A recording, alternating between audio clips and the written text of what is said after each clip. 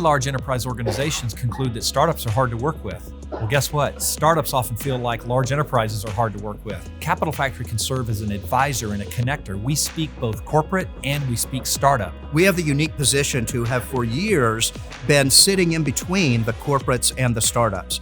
Many of us on the executive team at Capital Factory have worked for both startups and corporates. We've seen the world from both sides. We can actually be the group in the middle that can help bring the self-awareness to the large corporates and help them realize what they can do differently.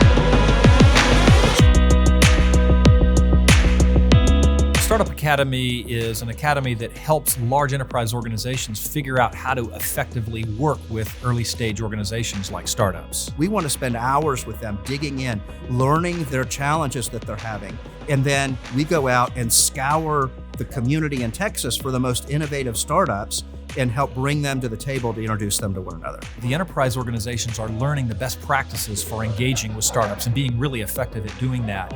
And we teach them tools to then go build an elevator pitch to understand what is it they're doing today that is unique about working with startups and what could they add in the future to be more effective.